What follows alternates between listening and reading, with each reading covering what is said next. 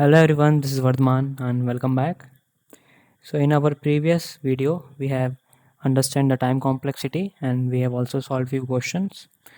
This video will be a continuation of those question solving. So we will be solving some question in this video as well. Let's see our next question. So we have our main function here, and inside the main function we have two statement. First is I equal to 0, and inside the while loop we have other second statement I equal to I plus 1. So this is our second statement. Let's see the time complexity of the first statement. Here it is a single statement, so it will consume 1 unit of time. For the second statement I equal to I plus 1, it is also a single statement, so it will also consume 1 unit of time. But the second statement is inside a while loop. So let's look at the while loop. Here the initial value of I is 0, and the while loop will run until the value of I is smaller than n. When the value of I will become n, it will terminate, and the increment condition is I equal to I plus 1. So each time the value of I will be incremented by 1.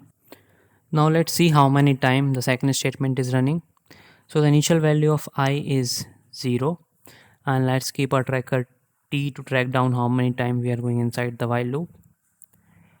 So 0 is smaller than n, so we will go inside the while loop one time, and the value of I will be incremented to 1.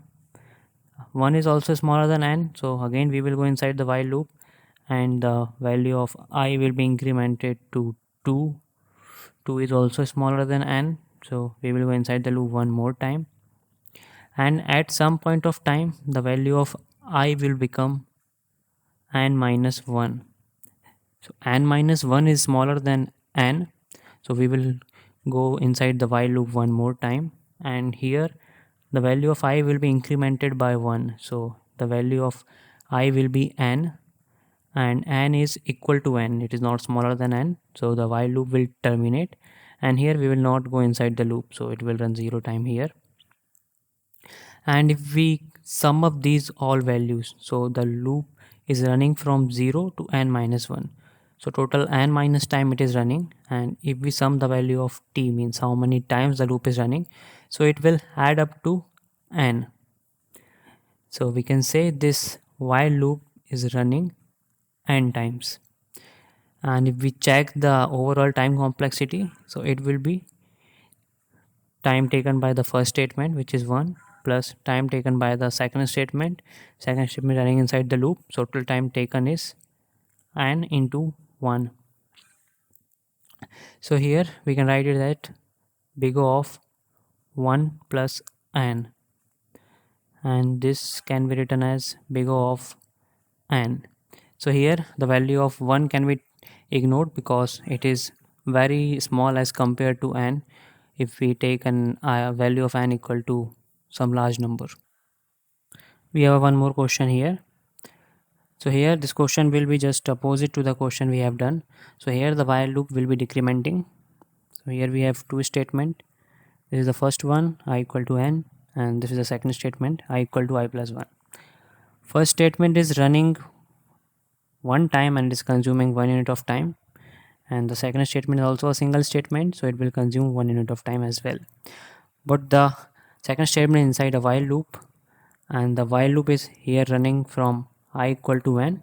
It will run till the value of I is greater than 0, and when the value of I will become 0, the loop will terminate. Now let's see how this loop is working and how many time it is running. So this loop is running from I equal to n, and let's keep a tracker t to track down how many times it is running. So for n is greater than 0, so this loop will run one time here, and the value of I will be decremented to n minus 1, because here the increment condition is I equal to I minus 1, so here it is decrementing. Then the value of I is n minus 1, it is greater than 0, so it will go inside the loop one time. And similarly if we take for n times, and at some point time the value of I will become 1, and here 1 is greater than 0, so it will go inside the loop one more time. Now the value of I will become 0, 1 minus 1 is 0, and here the condition will fail. So 0 is not greater than 0, it's equal to 0. So here the loop will run 0 time.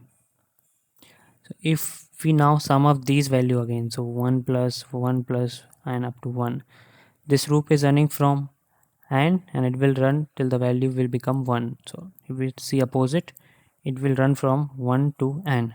So a total n number of time it will run. So the while loop will run a total number of n time. So here it is also same. If we take the overall complexity, 1 for the first statement, for second statement is n into 1, which is big O of n. Let's see our next question.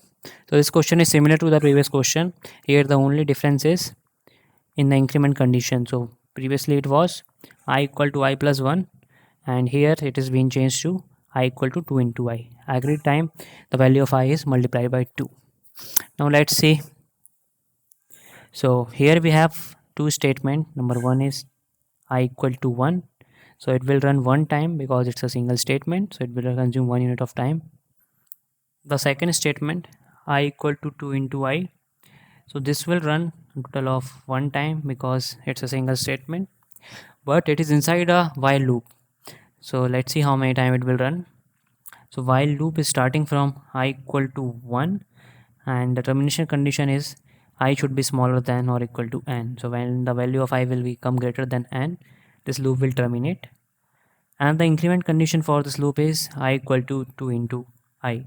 So each time the value of I is getting multiplied by 2. So the initial value of I is 1. I is smaller than n, so it will go inside the loop and will get incremented. So the I become 2 into 1, which is 2. Next time 2 is smaller than n, so it will increment and it will become 2 into 2, which is 2 square.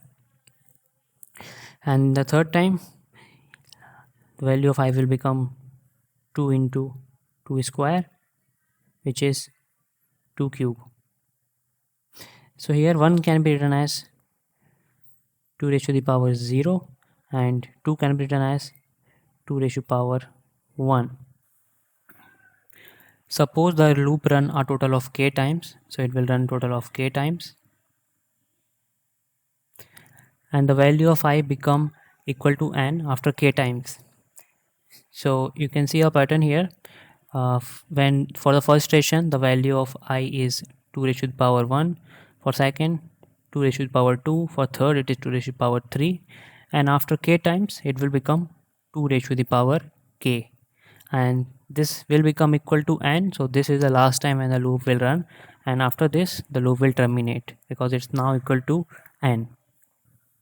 Here the value of k is our answer because the loop will run a total of k times. So let's find the value of k. So here 2 to the power k is equal to n. So we will take log both side. So log of 2 raised to the power k equal to log n. So this is a base 2 log. So there is a formula for log. Log a raised to the power b is equal to log a, and b will come in front. The power will come in front. So this is the formula we are going to use here. So here k will come in front of log, so it will become k log 2 and it will be log n.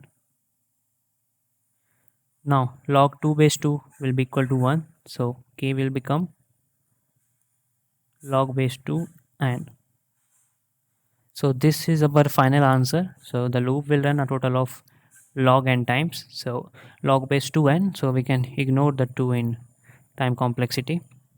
So the final answer will be for the first statement our loop will run 1 times, and the second statement which is inside the for loop, and it will run a total of log n times, so it will become 1 plus log n.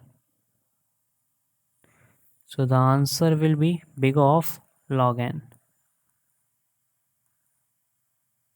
Now let's change the question slightly. So instead of the increment condition, I equal to 2 into I, we have a new increment condition I equal to 12 into I. So here it will work similarly. In the first iteration, the value of I will be 12. In the second iteration, the value of I will become 12 square. Third iteration, the value of I will become 12 cube, and it will also run a total of k times. So at the end of k time, the value will become 2 raised to the power 12 raised to the power k, and which will be equal to n. So this will be the last condition and it will terminate after this. So you can see it is a similar condition as the previous question, and only a difference is 12 and k. Now we can solve this equation and find the value of k. So here we can apply log both side. So log 12 base 12 raised to the power k equal to log 12 n. So here we have taken log base 12 because we have to cancel out log base 12 and 12. So this k will come here and log 12 base 12. So this 12 base 12 we have to cancel out. That's why we have taken the log base 12, which will become 1, and here it will be log base 12 n. So the value of k will become log base 12 n, and 12 is a constant, so it can be ignored. So we can write it as, so the entire time complexity will become big of log n. We have two more questions for this video, so let's start with our sixth question. So this is the question similar to the previous question that we have done. The only change here is the increment condition. Here the value of I is being to reduced by half every time, so it is I by 2 here. I will go through the loop condition one time and then we can solve the question directly. So here the loop is starting from I equal to n, and the termination condition is I should be greater than 1. If it is smaller than 1 or equal to 1, the loop will terminate, and the increment condition is I equal to I by 2. So every time the value of I is being reduced by half, so it is I by 2.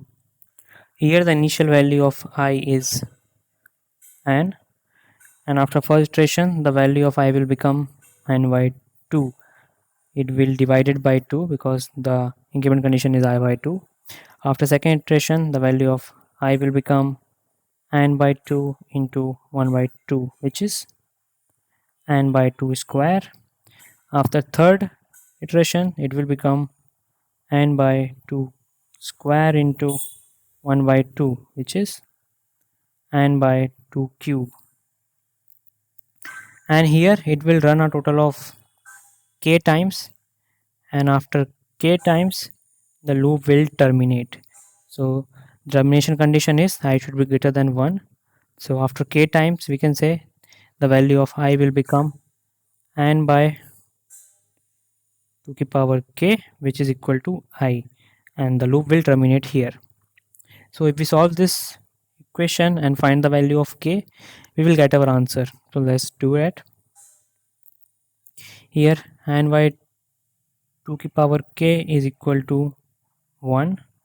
So n will become 2 to the power k, and if we take log both sides, so log n will become log 2 raised to the power k, and here the base will be 2.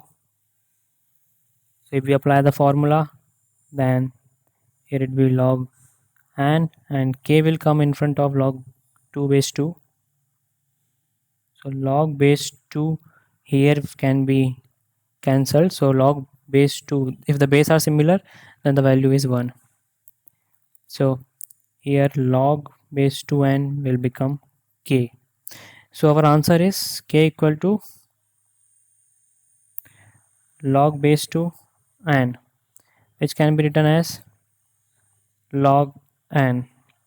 So here time complexity will be big of log n. So we have our seventh question here. So it is the same question as 6, but here there are 4 increment statement. In previous question there was only one. So let's say it. So here let's assume the initial value of I is n, and we can combine these 4 statement. So first I is being divided by 7, so it is I by 7. Then the second statement we have I being divided by 2. In the third statement we have I by 5. In the fourth statement we are multiplying I by 7. So if we look, we can cancel 7 and 7, and the final value of I will become I by 10. 2 into 5 is 10. So these 4 combined can be written as I equal to I by 10. And we have already solved for I equal to I by 2 in the sixth question we can see here. So the answer we got was k equal to log base 2n. So here we have I equal to I by 10. So here we can directly write is, we will get the answer as log base 10, and so it will be similar. We can follow the same step as we has followed in the question 6, and we will get the answer as log base 10n. So the complexity of this question will be big of log n. Constant can be ignored.